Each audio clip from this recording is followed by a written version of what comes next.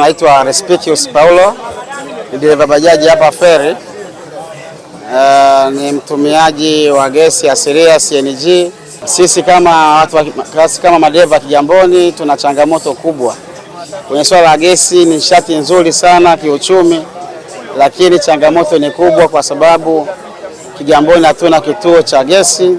Tatizo ni kubwa kwa sababu kutoka Kigamboni kwenda na kurudi eneo kama Tabata, muda wa kufanya kazi unakuwa mchache, unatumia muda mrefu kwenda kurudi, na eneo la Kurasini lina foleni kubwa, eneo la Tazara, eneo la Buguruni, Tabata yenyewe foleni ni kubwa. Kwa hiyo ule muda ambao unatakiwa uwahi kufanya kazi unakuwa unahangaika na mafoleni ya huko mjini. Tokea huduma ya gesi ianze, watu wamekuwa na shauku kubwa ya kutumia gesi kwa sababu ni nishati ambayo kiuchumi ina manufaa makubwa sana, kwa sababu kilogramu ya CNG inauza 1550. Kwa hiyo kilo 6 unaweza kupata kwa shilingi 7,000, ambavyo ukifanya kazi unapata kusema kweli hela nzuri tofauti na nishati ya mafuta. Kwa hiyo chombo hiki kinapokuwa kimefungwa inakuwa ni changamoto kubwa kwa madereva. Mfano maafisa usafirishaji ambao ni madereva wa bajaji, inawachukua muda mrefu kwanza kufuata gesi mjini. Mapato lazima inakuwa imetuathiri kwa namna moja au nyingine, kwa sababu mtu anapotoka kwenda kufuata gesi mfano Tabata, kuchukua kwa abiria kawaida Tabata kwa bei ya kawaida labda unaweza kumchaji shilingi 10,000 hadi 15,000. Wale 10,000 unaitumia tu hewani au kwenda kufuatilia gesi. Sasa kama ingekuwa ni hapa karibu ambao ni Kigamboni, gesi ile ambayo unaitumia kwenda Tabata kufuatilia gesi nyingine ungeweza kutumia kubebea abiria na ukapata kipato. Shauri wangu nilikuwa naomba serikali kama inawezekana wajibu kuonana nao wawekezaji ambao wamejenga kituo cha gesi Kigamboni, kisikana kifunguliwe kwa haraka ili kukidhi mahitaji ya Kigamboni.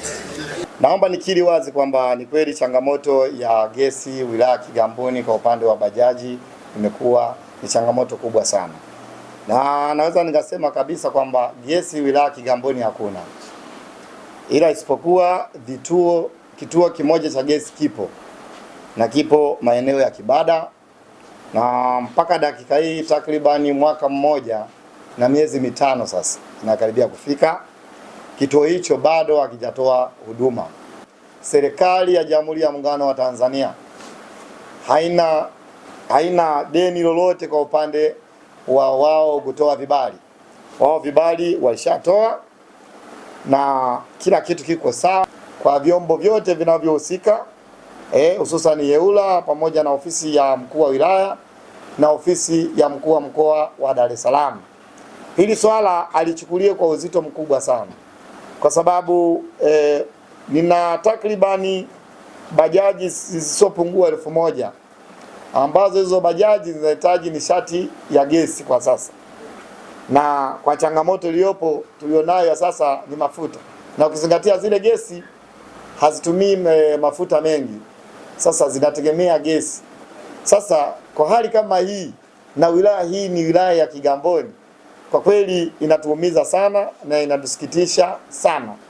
Na pili, niombe kwa wawekezaji wote ambao wanaweza kuja kutusaidia na kuwekeza nishati ya gesi wilaya Kigamboni, waje kwa haraka na kwa wingi sana, ili waweze kutukomboa maafisa usafirishaji waliopo wilaya ya Kigamboni, ili tuweze kujinasua kutoka eneo moja kwenda eneo lingine, kuepuka usumbufu unaoendelea katika wilaya. Wito kwa maafisa usafirishaji wilaya ya Kigamboni kwa changamoto ambayo inaendelea kujitokeza katika wilaya yetu hii ya Kigamboni, kwamba kuanzia sasa hivi tunaomba sana tuwe watulivu, tuendelee kusubiri, kwa sababu tayari tumepaza sauti zetu na vyombo vya habari tayari vimechukua taarifa zetu. Nadhani wahusika wamepokea taarifa hiyo. Kwa hiyo tuna imani kwamba kwa nia njema kabisa ya dhati, na wanatambua umuhimu wa sisi maafisa usafirishaji.